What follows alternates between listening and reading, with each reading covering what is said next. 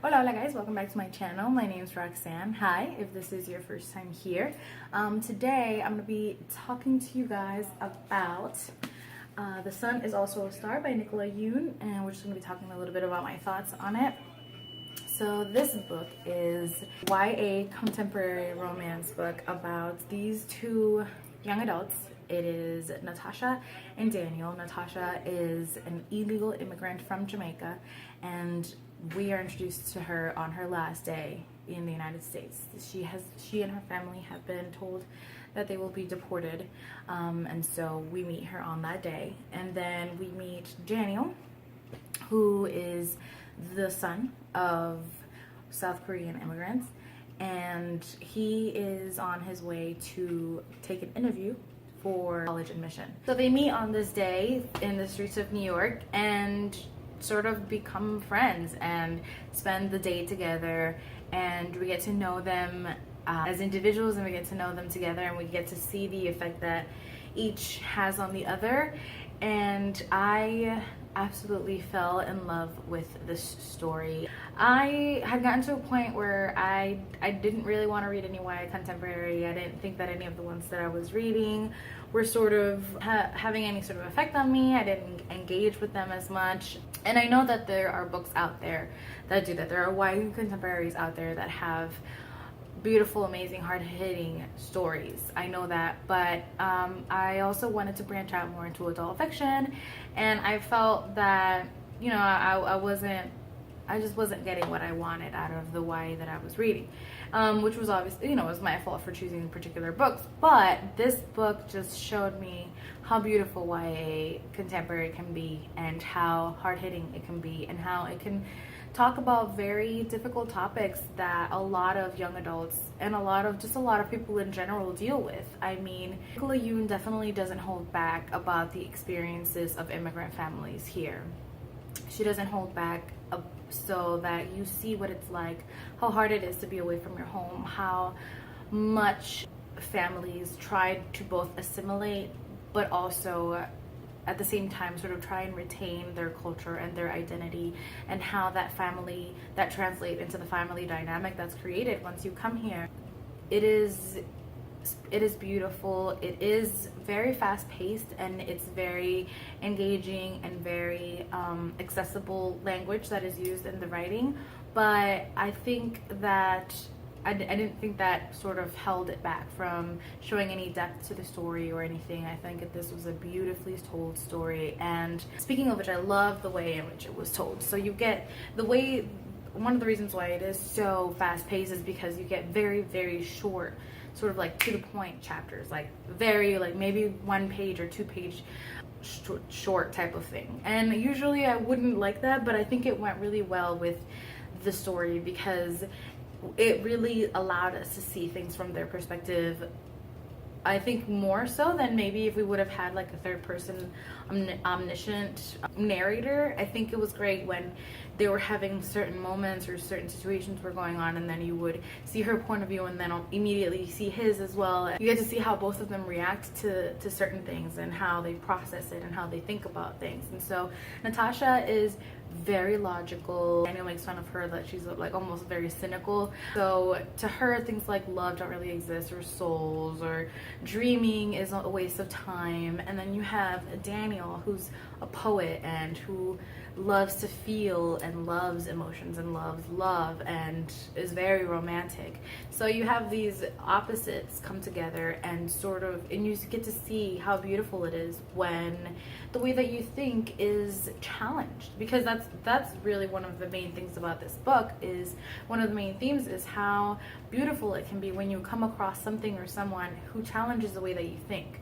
And I really connected with that because my partner is very much like Natasha in many ways, and I am very much like Daniel in many ways. But at the same time, like, we challenge each other and each other's way of thinking, and that adds dimension to our relationship. And you really see that in the relationship that they begin to have. And I think that's such a beautiful thing, because when you are someone who's very logical and sort of you are a planner, it's difficult to let go and sort of just let life sort of take its toll, to take go where it may, let it take you where it may. And so this book really shows us how great it is to have a balance of both, where you can plan, but you also have to realize that life will do whatever life is going to want to do, and you can't let that destroy you. And then you also, when you're a very romantic person who is someone like Daniel, there are times in which you're going to have to make very specific choices about your life, and very difficult choices about your life. And so this book really shows you how it's great to have a balance of both, and it's so beautifully portrayed through these two young characters, and I absolutely love that. So going back to the very short chapters, through obviously most of the story is about Natasha and Daniel, but we get these little snippets of the lives of people that they encounter throughout their day together, and I thought that was so great. I thought that was such a nice way to add more dimension to the story, and to really sort of show us how the interactions, the everyday sort of interactions that we can have with people can make an impact on our lives and their lives. And you don't know, something that you say in an interaction with someone at the store can make them start to think a certain way, can make them consider stopping smoking or something like that, you know? So I thought that was a really great, especially somewhere like New York where this is set, where you do come across so many people. I'm sure that must happen probably more than maybe people realize, where you have a very quick interaction with someone and that becomes a very big impact on their lives. And so I thought that was a really great sort of part of the story that we got to see, and it didn't take away or distract from the story at all. I think if anything, it really added to it, because it just, like I said, it adds another dimension to the story and to the characters that we're seeing, because everything takes place so quickly that adds a little bit more. One thing that I loved about this is how both of these individuals come from immigrant families, neither of which is, I think, the typical image that a lot of people have, or that the media sort of tries to portray about immigrants. Now, so we have a Jamaican family and we have a Korean family, and it is frustrating when you are, especially when you're a Latinx individual and you have friends who, I have the privilege of being born in Puerto Rico, so I was born with citizenship to the United States, but I have many friends who are immigrants themselves, or kids of immigrants, and it's great to see a beautiful story told about people who are immigrants and who are beyond what that very stereotypical image that the media tries to portray as what an immigrant is. You know, not all immigrants are Mexican men, you know, or Mexican families. They're not. This country is really made up of so many different people from so many different countries and places and everything. And so here you see this beautiful story about people who don't really look like what the media will try to portray as what like all immigrants are like. And you see how difficult that, you know, the plight of an immigrant and an immigrant family is, but it's done with such love and respect that it really just warmed my heart and made me love the story even more. One of the things that I really think that Nicola Yoon did beautifully is show the different dynamics of families, and how difficult it is to be the child of someone who's an immigrant, because you have this like dichotomy where you desperately want to make your parents proud. They sacrificed so much to come to this country. They might have left so much. They probably left so much behind. And it is not easy to come to a different country where you might not know the culture or the language or what have you.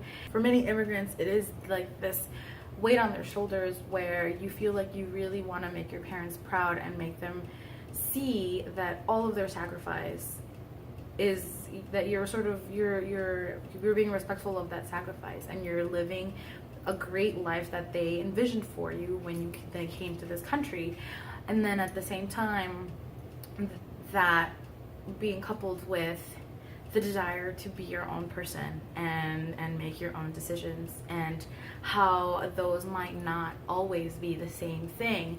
And I've seen and so there's tension there, and there's tension, there's beauty, there's power, there's love, and I saw all of that represented so beautifully in this story, and I loved that. I saw this thing where it was like, parents will do everything for their children except let them be themselves, and you see that here as well. But again, it's that difficult decision where, do I do what my parents want me to do because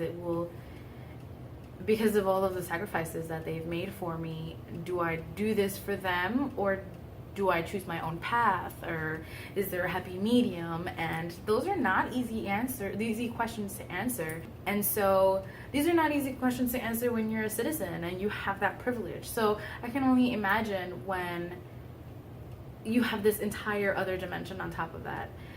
I don't even, like, I can't. I don't know what I would do. I mean, knowing myself, I would probably do everything that my parents want, but it's not an easy answer. It's really not. It's something that is shown so beautifully in the character, in both characters really, and I just, like, I can't say enough about it. You know, overall, this book, I see this book as like a beautiful sort of beacon of hope. Hope of how things will turn out, hope for love, hope for friendship, hope for family. It is beautiful in its simplicity. I do think this is a great book that everyone would love, but at the same time, you know, if you don't like YA contemporary, you don't like very fast-paced books, then this book might not be for you. But I think it just talks about so many beautiful things that everyone should at least give it a try, because this book just completely, like, attached itself to my heart and it wouldn't let me go. I sobbed ridiculously. There were some parts of it that I guess you would say are convenient, but that never bothered me because I saw where she was trying to go with it. I saw that there are themes in this book that I see as being larger than the minutia of the actual story and the things that she might have done, that someone who's like Natasha, overly logical like our character, might be like, that would never happen, like that could never happen, like the odds of that are, you know, but it was okay. Like I was okay with that, and I loved that still. And this book warmed my heart, and it made me hopeful, and it made me grateful for everything that I have, and really understand a little bit more what the things that these families go through. And so I totally recommend it. I gave it a 5 out of 5, and yeah, it was great. If you've read it, please let me know down below what you think about it. I would love to discuss this with you guys. If you were planning to read it, please do, and let me know. I love you guys. Thank you so much for listening to me ramble. I appreciate it a lot. Love you guys. Have a great whatever day, night, birthday, whatever you're having. Love you guys.